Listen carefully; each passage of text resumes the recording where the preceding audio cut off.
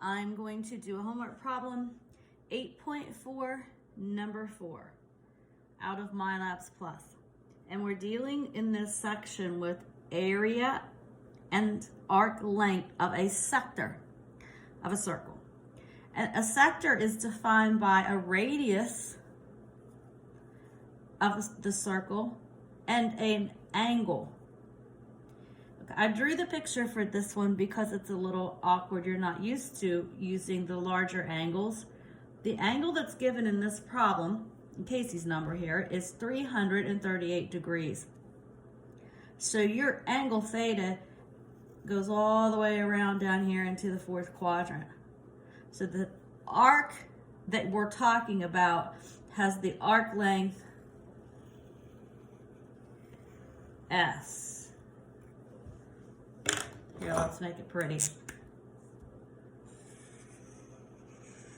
There we go. There's your S. Okay, so let's plug in the formula that we're going to use. Area equal 1/2 theta r squared.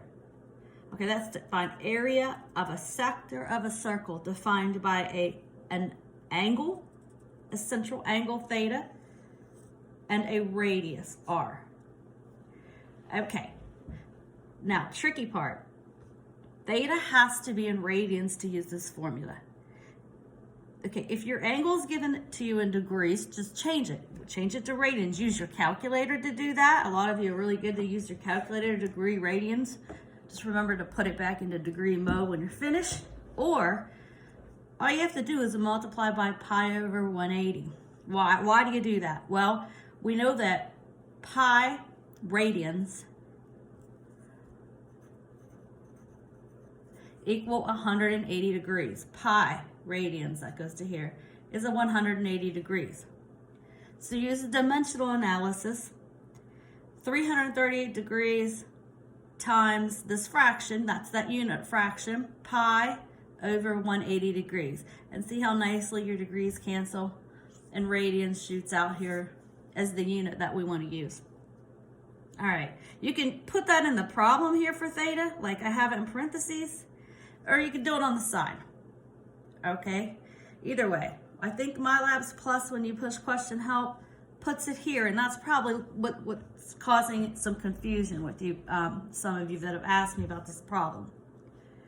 Okay, now we just need to plug some numbers in. We're given area for these numbers of one of the students, Casey. Hi, Casey. Okay, 0.0176 equal 1/2 times theta in radians, so 5.8992. We found it over here on the side, or you can just leave it this way and type it in your calculator this way. It just makes the problem longer, I think, and a little more difficult to look at. And then you still have your r squared over here at the end. Remember, we're solving for r, so we've got to get this r squared all by itself. Okay, so the rest is just moving numbers around, get everything over here away from the r squared. So I'm going to multiply both sides by 2, and then I'm going to divide both sides by 5.8992. And I'm going to end up with r squared equal, here I already did it, down here. I did it on the last video, I messed up on it, but let me do it again and check my work. 0.0176, I'm going to multiply that by 2, and then I'm going to divide both sides by 5.8992. Remember, it's best not to round anything too much until the final answer to reduce error. So I end up getting r squared all by itself, and I have 0.00596669, and it goes on. All right, I'm going to leave that on the display because what I want to end up doing is to get r by itself. So one more step, and you do that by taking the square root of both sides. So since this is already on my calculator, all I have to do is do the square root of that number. So I push second function square root, second function answer.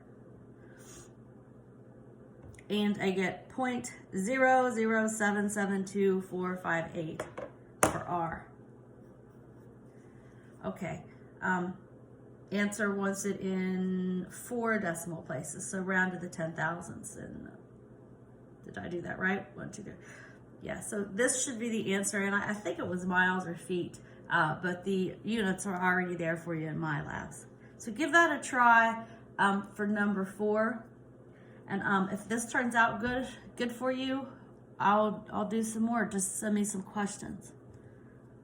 All right.